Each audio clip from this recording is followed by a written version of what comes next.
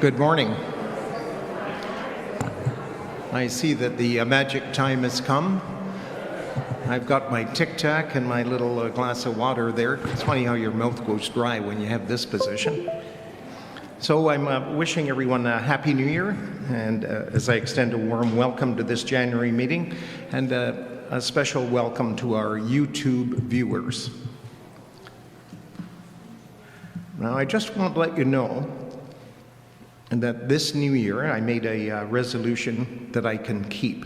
And I wonder if any of you want to join me. No dieting all year long.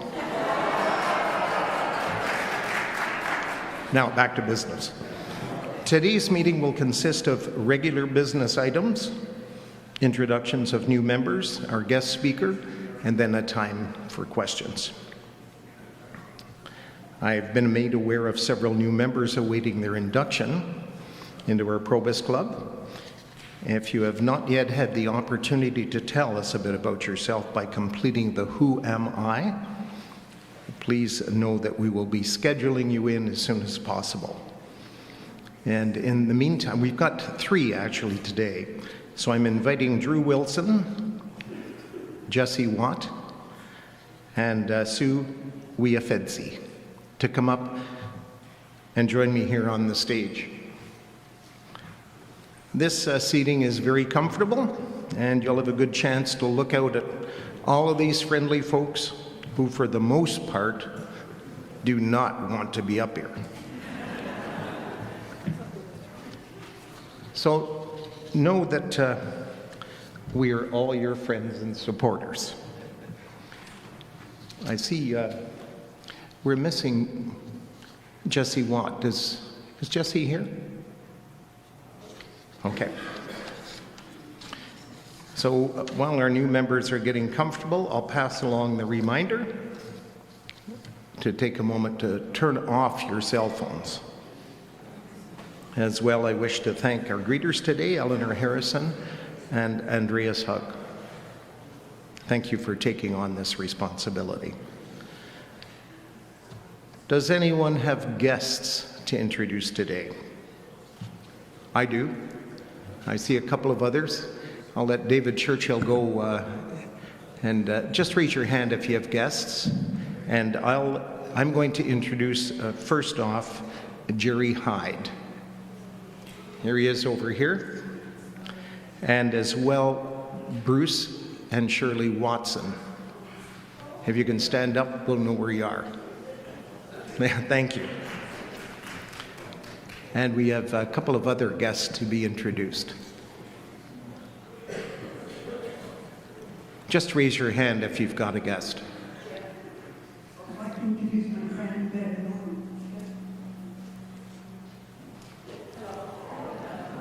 And Dave, up here on your left, front row.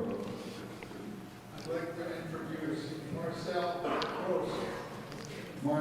Prost on his own initiative showed up. Since I know him, I introduce him as a guest. And we welcome you all. We're glad you're here. I just have to...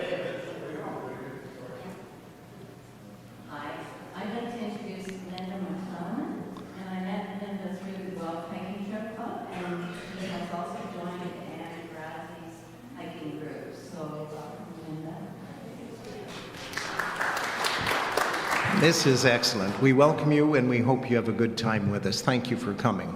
And I just have to put the word out one more time. Jesse Watt was going to have a guest. If Harold Milley is here, let us know. No, I don't see that person. So once again, welcome.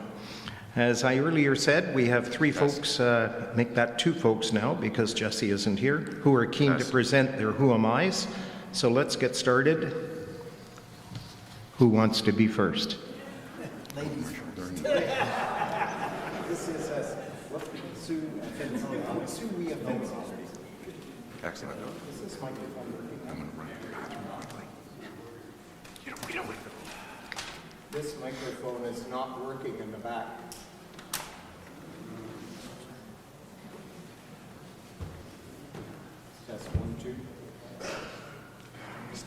Test, test. Thank you very much.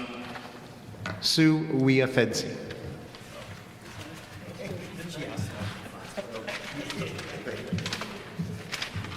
Don't be shy. Remember where I was. Okay. I was born in Wawa, Ontario, to a young OPP officer and a bookkeeper. This was before the Trans-Canada Highway, so access to that part of Northern Ontario was limited to train and bush planes. Despite that, in the 4 years that my father was posted there, we had a steady stream of family and friends visiting. Dad's various postings took us to Napanee, Bancroft, and finally Caladar. It was an idyllic time to live in small communities where we ran the woods on the weekends. I loved the time I spent at the University of Guelph, majoring in zoology. I made many lifelong friends, and when I graduated, I realized there were very few jobs in my field. So I signed up to CUSO, Canadian University Services Overseas, and they sent me to Ghana. I taught physics and math in a rural secondary school in Guelph, in the western region of Ghana. It was an eye-opening time for this greenhorn from a small town, Ontario.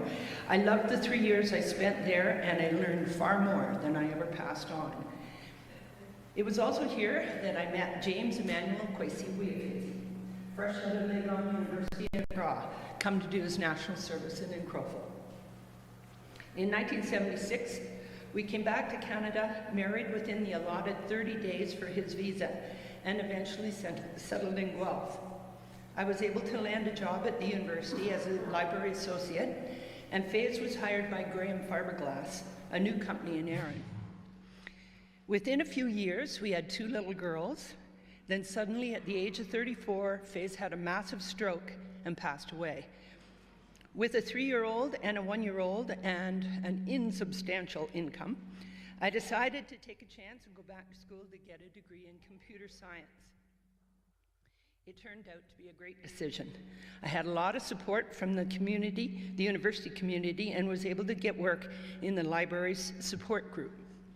After 10 years with them, I was moved into the main CCS group, where I ended up supporting the university financial services until I retired in 2015. Along the way, I developed a love for backwoods canoeing. Among my financial clients at the university were some avid canoeists. We went on many wonderful trips to Algonquin, Killarney, Temagami, and more. I was even lucky enough to be included in some far north trips with a group of very experienced paddlers. I've done the Hayes River in northern Manitoba, where we paddled to York Factory on Hudson Bay. The Horton River in the Northwest Territories was a 26-day trip and totally above the Arctic Circle, with 24-hour sunlight for the entire trip. The last far north trip I did was on the Wind River in the Yukon just a couple of years ago. Billed as family-friendly, but it turned out to be not so friendly because of a very high water year. I curl in the winter and am now able to spend summers at my cottage in the Kawarthas. My 2 girls have each met wonderful men and each had a son. I am blessed. Thank you.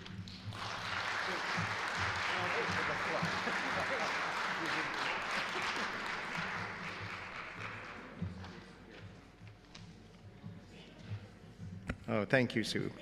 And our next up is Drew Wilson. Well, you're going to be very disappointed in mine. It's much shorter. I understood 250 words or less. Anyway, I'm Drew Wilson. I was born in Montreal in 1958, grew up in Don Mills, Toronto. I'm age 66, but my children give great authority that I'm older than dirt, apparently. So, I graduated Queen's Applied Science in 1981. Mechanical engineering. 2 daughters, one in fashion design in New York, and the other is a physical therapist in Kingston. I lost my partner almost 6 years ago to ovarian cancer. A resident of South Kitchener for the last 14 years, I'm now retired from ATS Automation Tooling Systems with 32 years of employment in various positions, such as founder of ATS Test, In Toronto, General Manager of ATS Industrial Automation, Cambridge, Chief Engineer. I previously worked 7 years in the development and testing, commissioning of UTDC driverless trains, such as the Vancouver SkyTrain.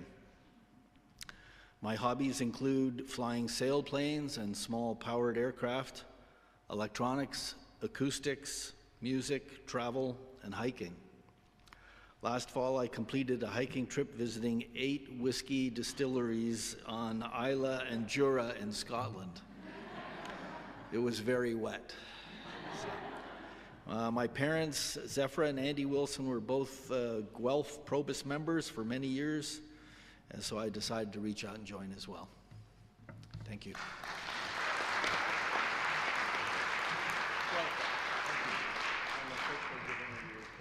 Okay, thank you. Hey, good to have you on board. Thanks. And just a reminder for new members, if you have the time, have a look at the Constitution and the bylaws of the PROBUS Club online. Feel free to join any of the programs that we have, meet new friends here, and most of all, have fun. And just a reminder for folks out here, you'll see that any new members have a red dot on their name badge, and it means that this person is a new member, so be kind to them. Thanks very much, guys. You can get out of the limelight. Just don't trip on any of that wiring. I'm going to ask the Vice President, Linda, to come up for a sec. She had a quick announcement to make. You're my gal.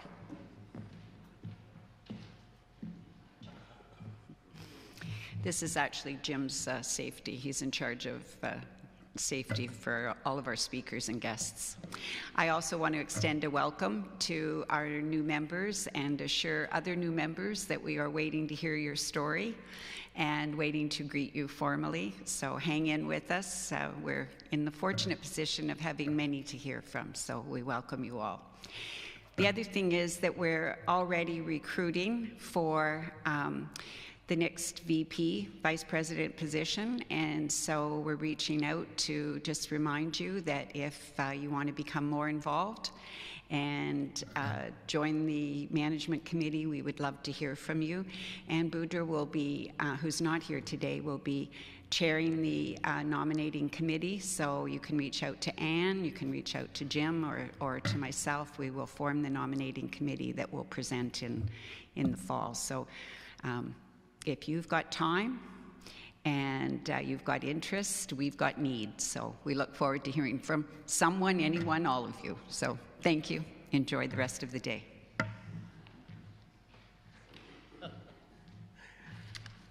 Thanks very much, Linda. Kathy Stevens, I'm going to ask you to come up and introduce our guest speaker, please. Good stuff. Jim, I was just wondering if this was for me to stand on. I think it would help. Anyway, it's my pleasure to welcome John Gaida and to introduce him to you. His wife Jen is here also, Jennifer Hillier. John is a friend, and we're so happy that he's here. John is a man of many facets, a dedicated husband and father, a community builder, a brave kidney transplant recipient, and an exceptional realtor. He's been assisting clients with significant life transformations through property transactions. He also earned features on CTV News, the W Network, Vice, and Guelph Today newspaper, along with many other awards. At home, John enjoys a life filled with nature and adventure. He has a farm, complete with pigs, chickens, and a food forest. I think that's something like a garden. He's an avid outdoor enthusiast, passionate about fishing and hunting and traveling and personal development. A pivotal moment in his life was receiving a kidney transplant in September of 2021. That deepened his gratitude and connection to his community. John's diverse experiences and warm, engaging approach make him not just a realtor, but a true storyteller and an inspiration. Welcome, John. Thanks for being here. Good morning, everybody. First off, can you hear me? Excellent. Okay, good morning. Let me start off by saying I think most of the safety hazards are my doing. Apparently, Harcourt's equipment doesn't really like Macintosh. So anyway, I apologize for the previous speakers and what you may have experienced up here. So first off, I just want to say it's a pleasure to be here, and most importantly, I'm excited to see these infamous chairs at Harcourt. I go to Trinity Church, and all we hear about is how great these chairs are, so I'm really excited to see them actually in person. So we're going to get right into it. So I want to start off by what today is not going to be. It's not going to be filled with tips, no tips. Tricks, well, maybe some mischievous ones, but nothing that's going to overly improve your life. No trade secrets to fix your life. That seminar actually starts at 1 p.m. today, so if you want, stick around for that one. We're going to be running that a bit later. And most importantly, I'm not going to be sharing any truths. I don't have any answers. I don't have any truths to share. All I simply have is my experiences and what I've learned, and if any of them resonate with you, amazing. So with that, hello, I'm John Gaida. It's a pleasure to meet you. So first off, let's start off by talking about polycystic kidney disease, because it's going to come to play later on in the story. Just by a show of hands, I'm a very interactive presenter. I like to engage my audience. By a show of hands, who's ever heard of polycystic kidney disease? Quite a few. Okay, that's not necessarily a great thing, but it is what it is. Okay, so really simple explanation. Let me see if my laser pointer works. There you go. Okay. Oh, we'll go to this one here. Okay, so polycystic kidney disease. It's a condition where fluid-filled cysts grow on the kidneys, making them larger and causing them to not work properly over time, and can cause a lot of issues. Don't worry, you're not going to catch it. It is congenital. It runs in my family. I had AI create this image. If you want to see what an actual polycystic kidney diseased kidney looks like, I actually have a picture of mine, but that's jumping ahead in the story. If you want to see it, come talk to me afterwards. So as you can see here, the kidney, that's more or less a healthy one, and then you get all of these little sacs. They're usually blood-filled. This one is the PG-rated version, and they can grow to be quite large. This one is just starting its journey. So let's start off at the beginning. Big discovery. I'm 17 years old, and as most teenagers do, got into a fight with my parents. Anybody have children that ever happened before? Yeah, I have children. It happens all the time. So 17 years old, I don't remember what the fight's about. Anyway, my parents let it be known that, John, you can't do this certain thing. You have kidney disease. Up until that point, I was blissfully ignorant, had absolutely no idea. And I got to tell you, when they told me, it was like getting hit in the head with a baseball bat. Because it wasn't only that. It was finding out how prevalent it is actually in my family. Found out my grandmother died of it. My aunt and uncle had it. Most importantly, my father had it as well. And then, of course, I'm blessed with that gift. And as any 17-year-old is wont to do, I dealt with it with denial. Denial is amazing. Turn around, don't look at it, don't pay attention to it. And I'm not ashamed to admit this, I dealt with it with a lot of drugs and alcohol. And it worked. It worked really, really well for many years. But it always felt, and I've talked about this in some of my other talks, felt like there was a bus coming for me. It was going to run me over. Didn't know when, but you knew. One day that thing is just going to smack me. Anyway, denial. I didn't have to think about it. So life was pretty good. Finish high school, go off to Humber College, graduate top of my class, I'm happy to say. Even go to school and university, or go to the University of Western Sydney in Australia. That's what I meant to say. Touring the world, New Zealand, Fiji, all these countries in the meantime, not even thinking about what might be happening to me internally, just, again, that denial thing. It's absolutely wonderful. Met my wife, Jen. I'm going to put her on the spot. Jen, can you give a little wave? No. I love you, sweetheart. So met my wife, Jen. I'm in my early 20s. Have a couple of kids. I mean, this picture is quite a few years ago. That's my eldest son, Malachi.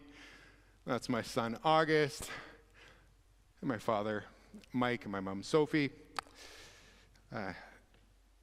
And life's pretty good. And I moved out to the country. As Kathy said, we live on a 3.5-acre farm just outside of Guelph here, between Guelph and Erin, just off of 124. I guarantee you, if you've taken 124, you've probably passed my house many, many times. And life is ticking along. I'm running my business. As a realtor, started at a young age. Have this family. My parents moved from Mississauga. They're living in Rockwood. They're close to me. A little too close for comfort, but the help was nice. Anyway, so life's ticking along. Life is going great.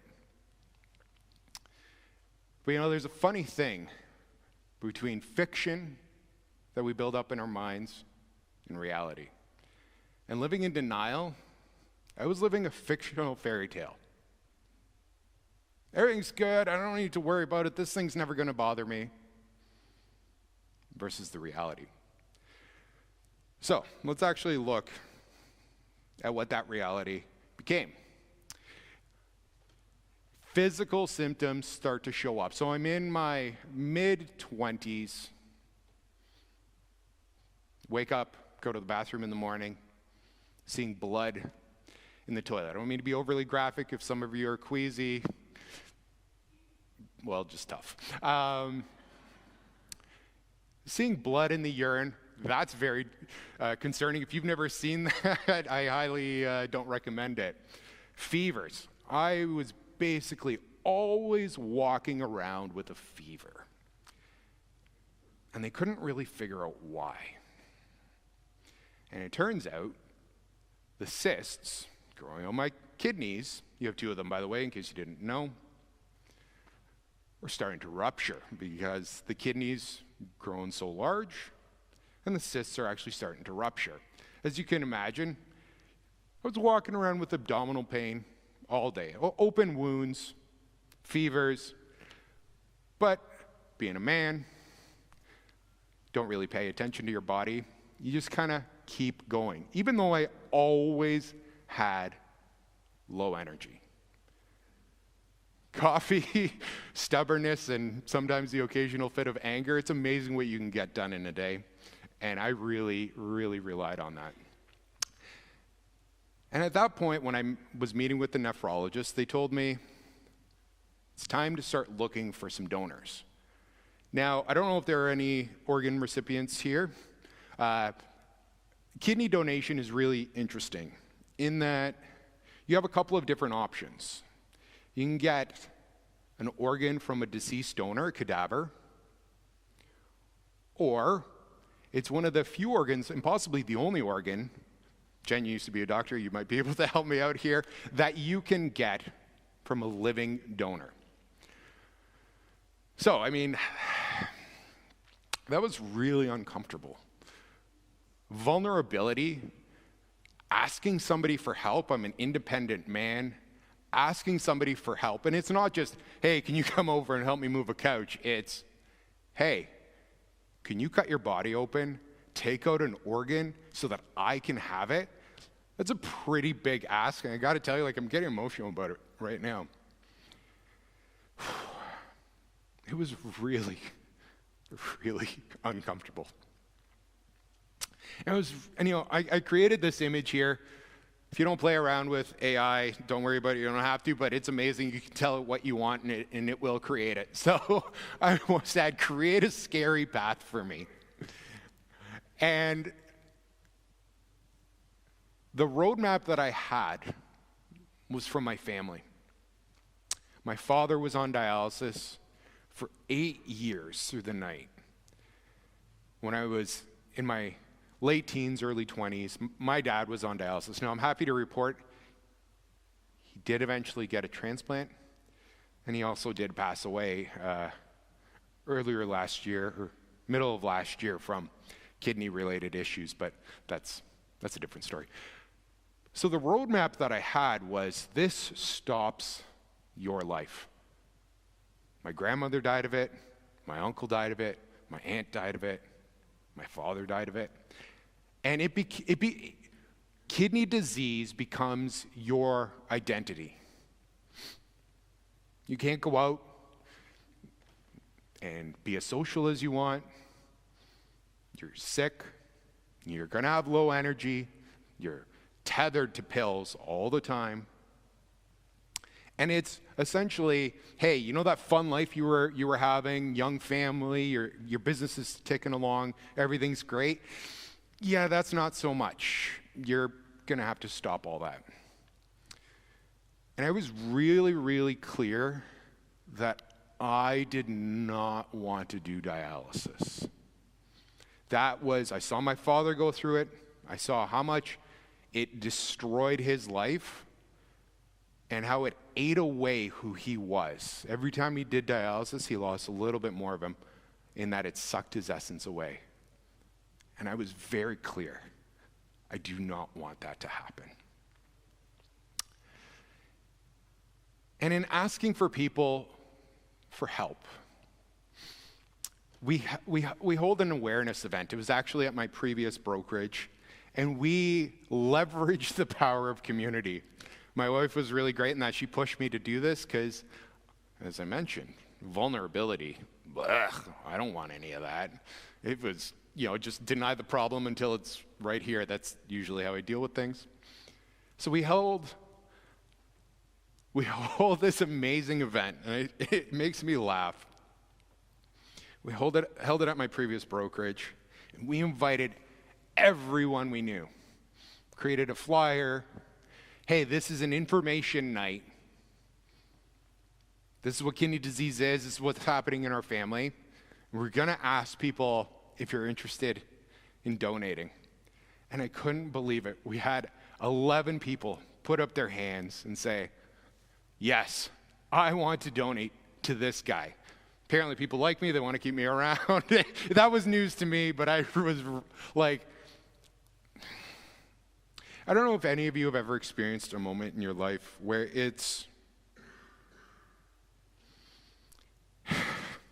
you have so much gratitude, like you can't even express it. You can't even put it into words. And so we had 11 amazing people put their hands up and say, I want to donate to this guy. And the thing with donating, it's not just, hey, yeah, I want to donate to you. Great, no problem. Let's get you under the knife and we can take it up. The hospitals want to make sure that this is not going to affect the donor more so even than the recipient. So they run every diagnostic test to try and disqualify a donor. So they do a deep dive. And you know the thing, when you start looking, you end up finding what you're looking for. So a lot of these donors are starting to be disqualified even before they can get fully into the process. But one person makes it through. Sarah Hawthorne. She's, oh man, this is an emotional day. I'm going to take a sip of water here before I continue. Sarah Hawthorne. So my wife is a retired naturopathic doctor, and I bring this up because she used to teach at the Canadian College of Naturopathic Medicine. And Sarah Hawthorne, she is actually a student of my wife, or was a student of my wife in medical school. She became a good friend because she actually lives locally. She's a naturopath in Cambridge. If any of you need a naturopath, she's amazing. Go see her. I get 50 cents every time I send somebody her way. And she was a good friend. And actually how Sarah came about, even though we held this awareness event, was when I was initially told that I need to find a donor. We held a Halloween party at our house. And in conversation that I was having with somebody else, I was telling them, oh, my doctor just told me I need a donor. Sarah, I don't know if I should admit this, with a few drinks in her system, randomly came up and said, you can have my kidney. And Sarah, the background on Sarah was her father passed away waiting for a liver transplant. She was going to get worked up to do the liver transplant for her dad. He unfortunately passed away. Scott Hawthorne passed away before she was able to do that.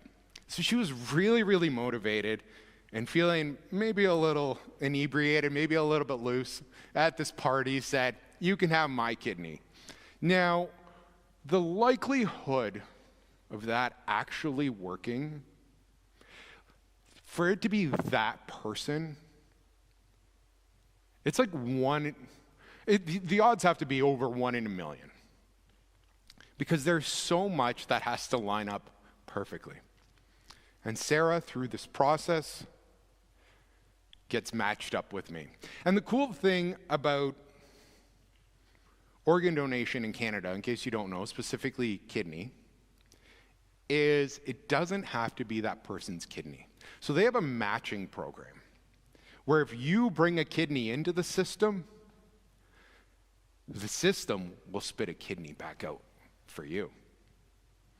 So through the grace of God, Sarah is a perfect match for me. So the hospital had I was being worked up by London Health Sciences in London. Any of you ever been to that hospital before? Yeah. The drive to London's not very fun. It's kind of boring, but it's a great hospital. So we make a plan to do the surgery. And being young enough, because at this point, I'm in my early 30s. Hey, John, you know what? You're strong enough. We're going to do a double nephrectomy and a transplant all in one surgery, meaning they're going to cut out both kidneys and they're going to give me my new one, all in one go. And this is quite unusual. Most people, they either leave the kidneys in and just put a third one in, or they do like my father had, separate surgeries, take out one kidney, let you recover, take out another kidney, do dialysis, and then give you your new kidney. But being young enough, as I said, they could do it all in one. So, any of you ever heard of COVID? Yeah, the COVID? Yeah.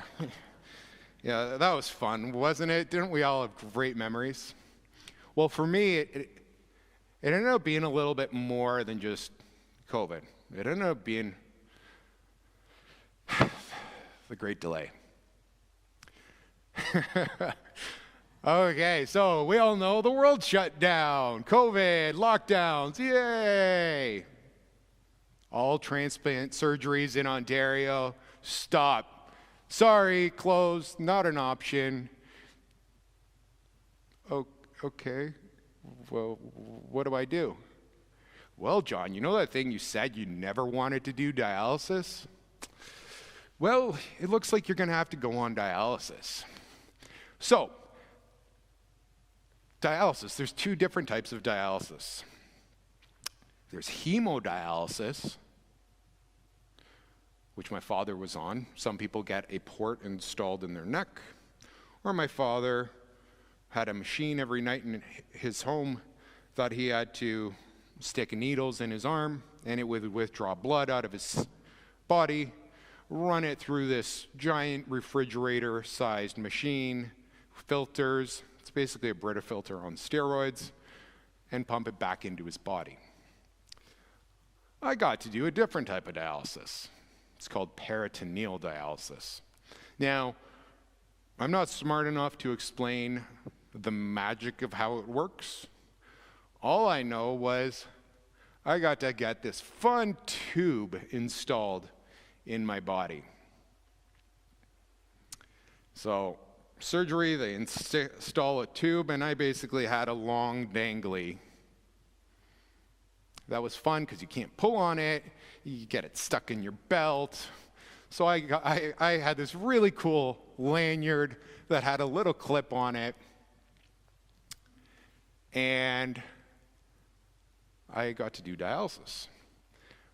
Well, on dialysis, being on peritoneal dialysis, starts to, in my case, starts to weaken the abdominal wall.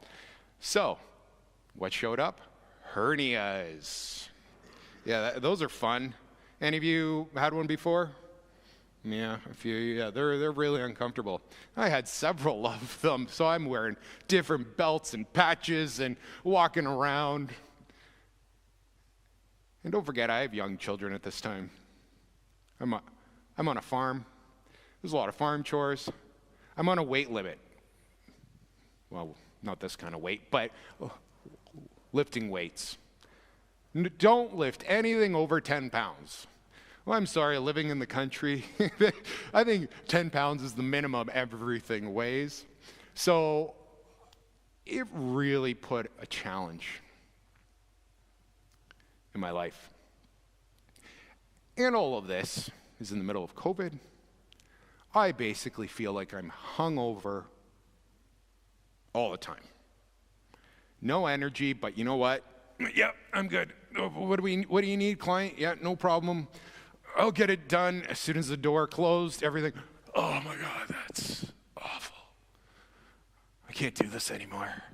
Phone rings again. Yep, no, we're good. So at this time, I'm experiencing some financial pressure. Unbeknownst to us, we didn't know COVID was going to happen. My wife retired from naturopathic medicine 2 weeks before the first lockdown after practicing for 20 years. So we're a sole income, 100% commission-based. COVID, I have no energy. We make do. Obviously, I'm here today. But it's a little bit challenging. At the same time, because there's so many delays, Sarah's tests, all the blood work, all of the deep analysis that they did on her, it's starting to expire. So she has to go for them again. And of course, there were a few delays in the medical system at that time. So Sarah's starting to get a bit of the jitters. Maybe this thing isn't, maybe I'm not meant to do this. Maybe I'm not a fit. Maybe this is the universe telling me. So some doubts starting to creep into her mind. And the toughest part was beds were available at the hospital. We were in touch with our coordinator. Thank goodness I had my wife. She was the advocate for me, because it's really hard to advocate for yourself when you're so run down, and it is so real. So we call the hospital, and the hospital keeps telling us, oh, you know what? Beds are available. Surgeries are starting to happen again, but we're not doing the surgeries because we need to keep beds open for possible COVID patients. So luckily, we, like them or not, we had a lot of amazing experiences with Ted Arnott and Michael Chong. We called their offices, told them what's happening, and they're starting to petition on our behalf, calling the hospital, putting some pressure on.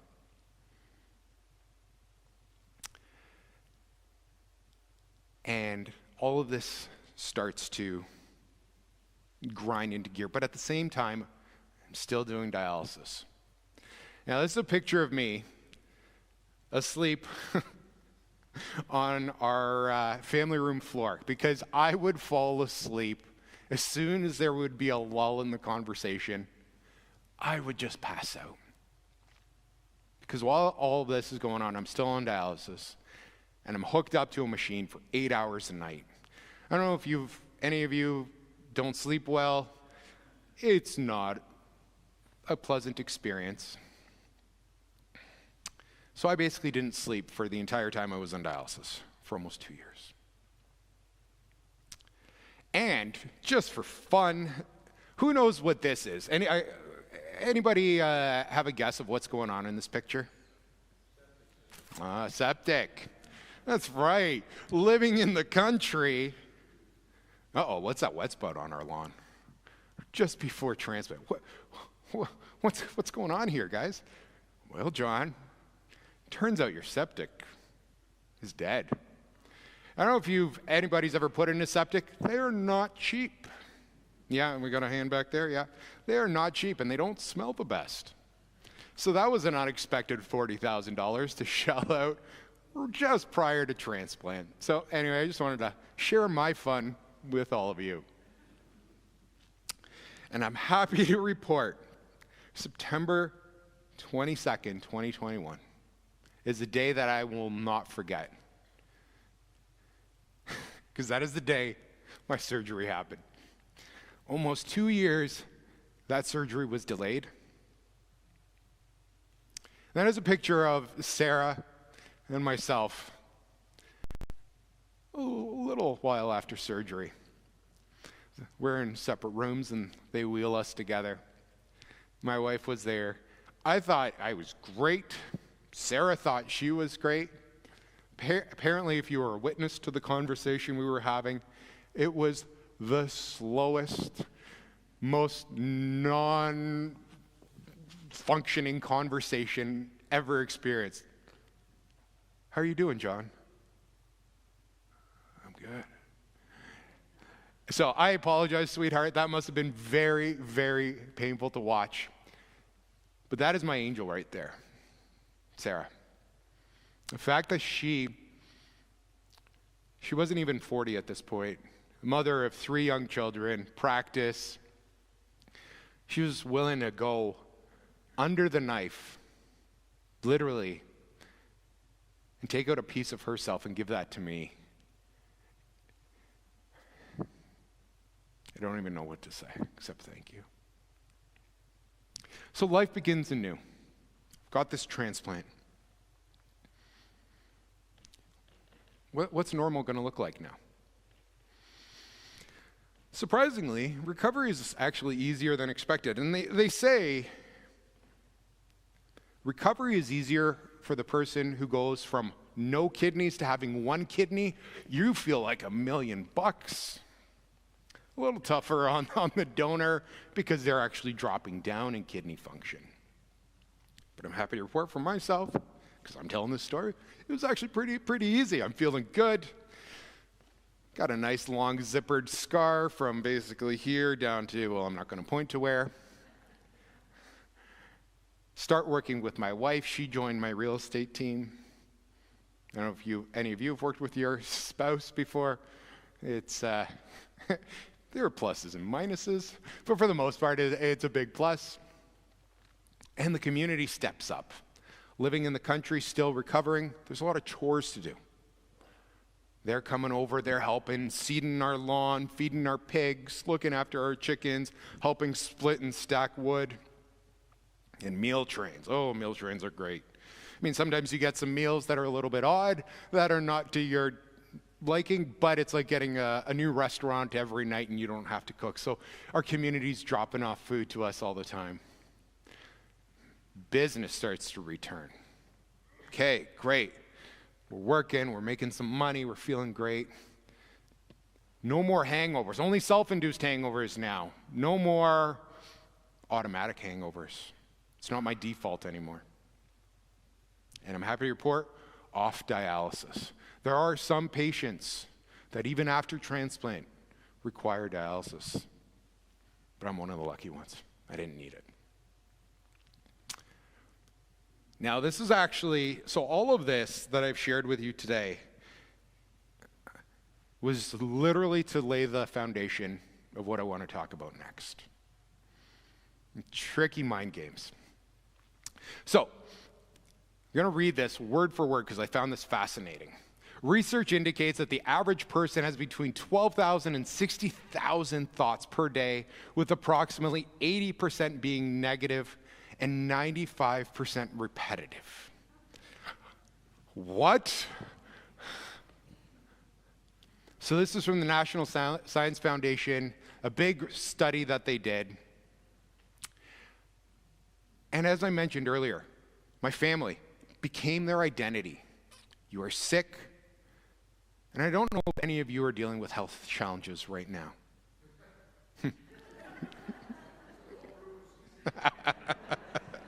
Or been around people that have had health challenges.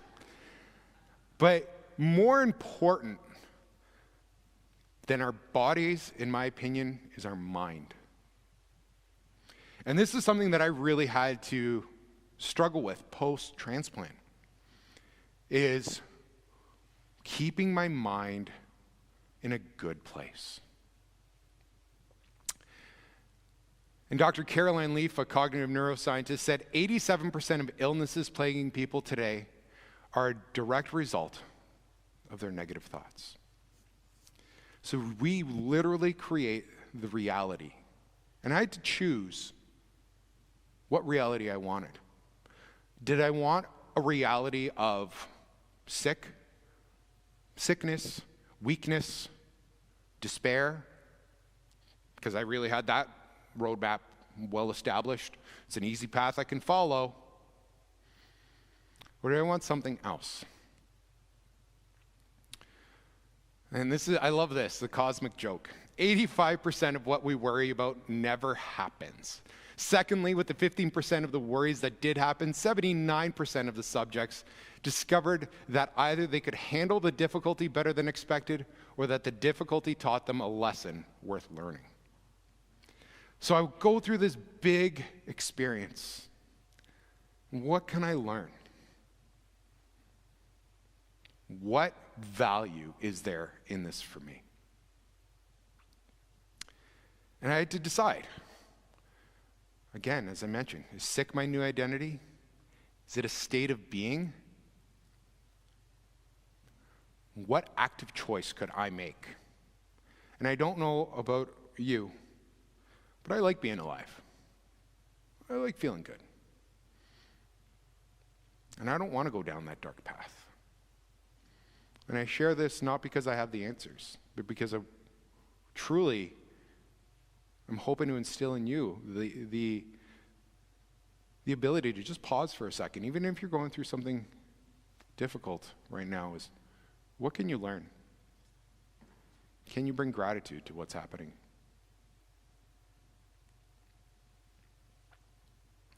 So I want to share with you where I'm at today. Life's good. Life's Good is actually the name of my real estate team, because I believe I am so blessed. And this is a motto that I try and bring in every day.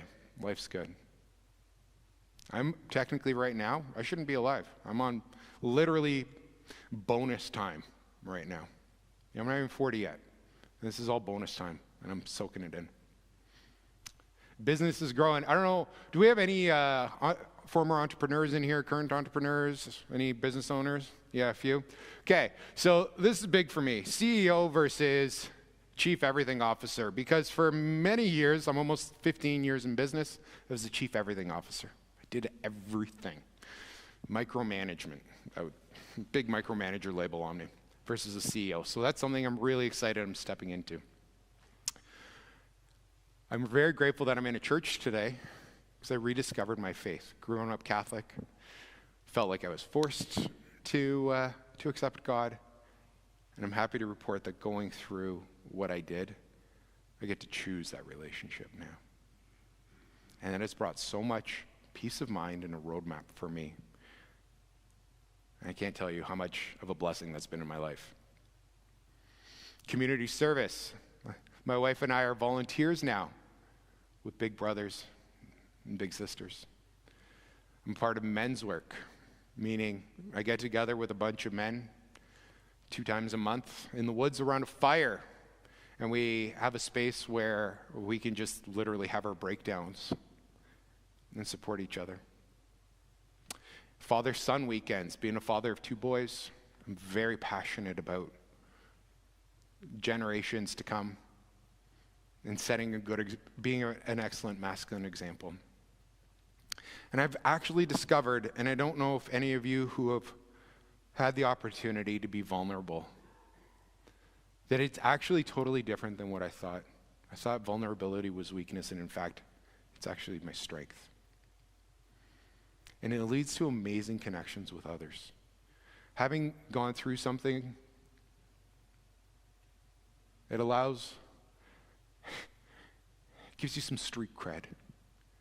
And it builds your capacity to listen to people and to be with where they're at. And the connections that I've had since have been mind-blowingly amazing.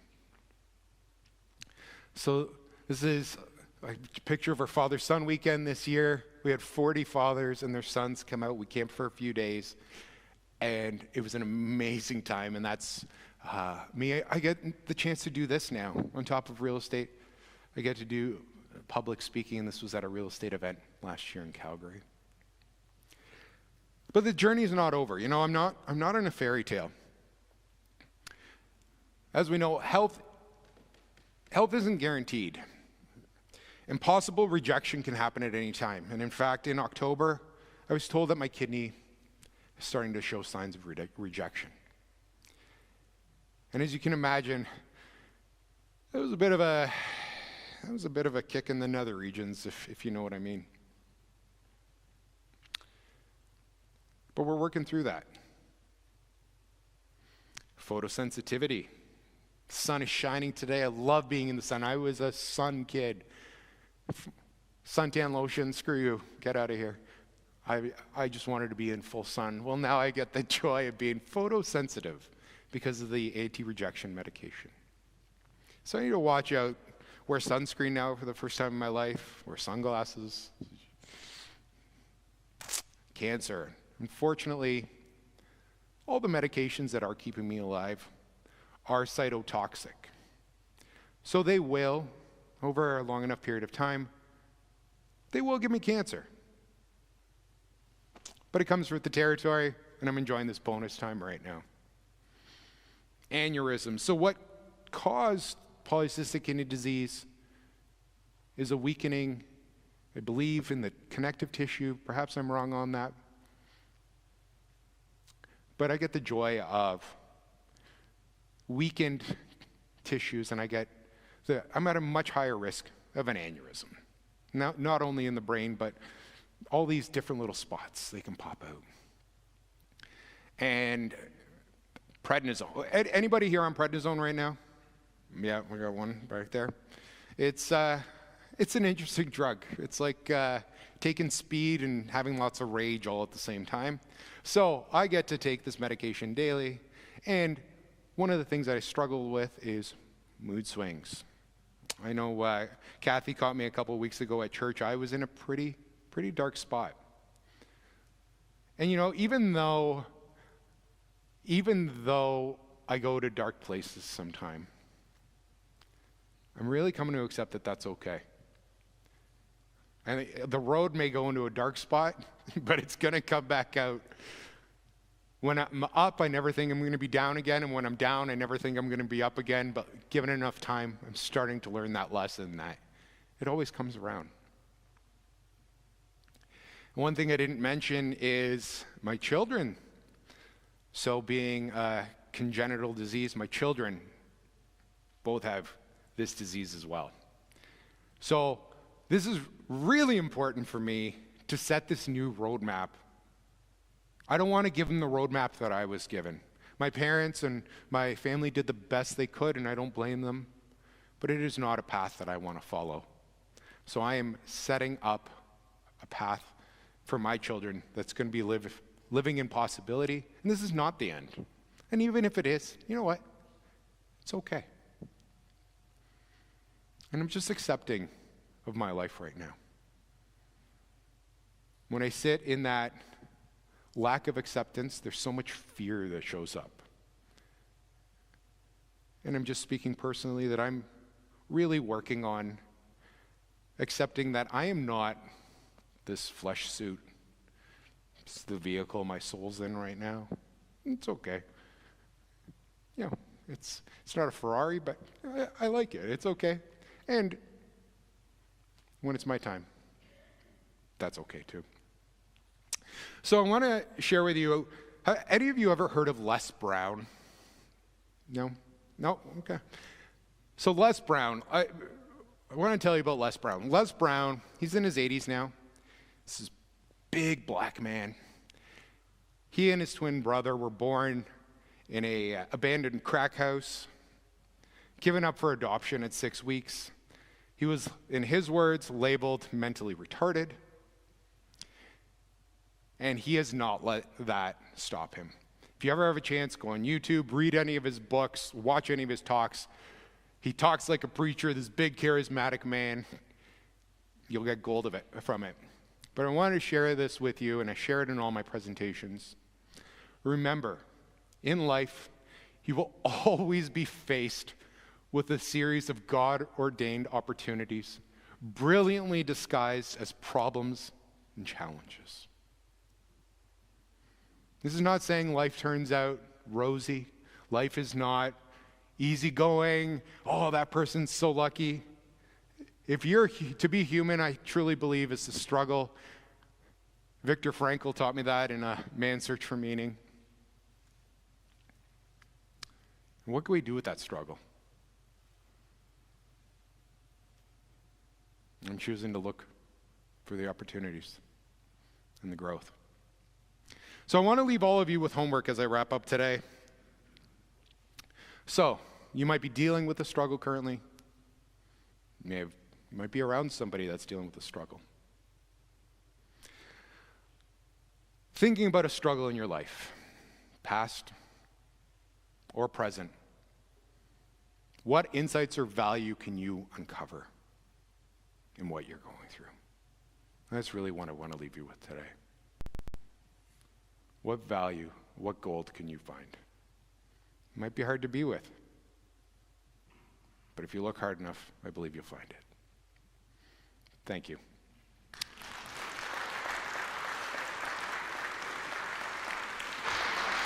Thank you. Thank you.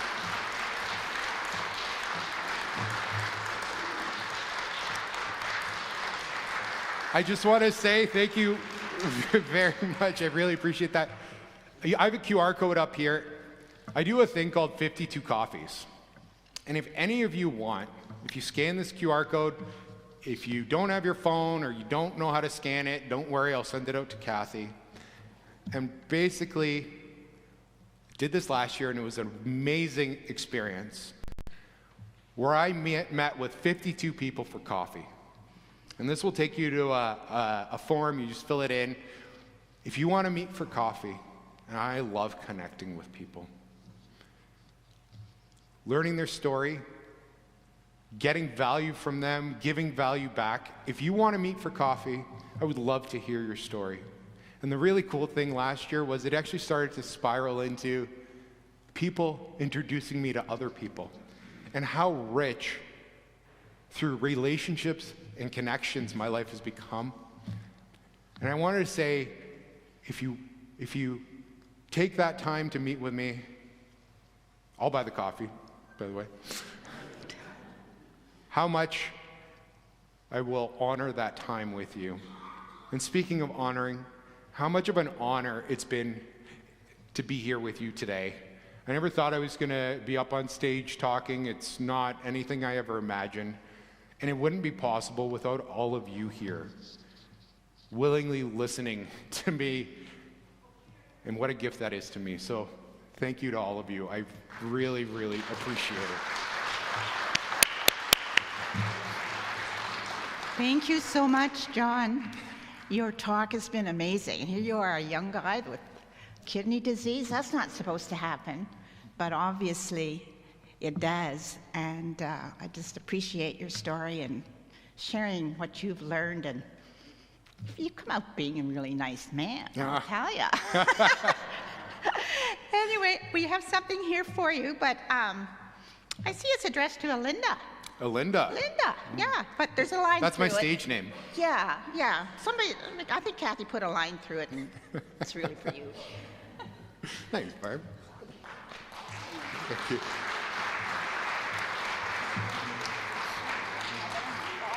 No, I know. Watch your stuff there. Thank you, Barb, and thank you, John. Yeah, you're welcome. I just want to ask this question. Are you able to stick around a little bit if folks have questions after the meeting? Absolutely, yes. Thank More you than very happy much. So I see we're coming up on 11:20 here. I'm just going to remind you that our next meeting will be on February 13, where we'll be entertained by the West Enders Singers. And finally, I saw a quote online that applied to me and likely to you as well. Here it is. I have looked back over this past year to find people who have impacted my life in a positive way. You, my friends, are each one of those people. Thank you. This concludes our January meeting. Drive safely.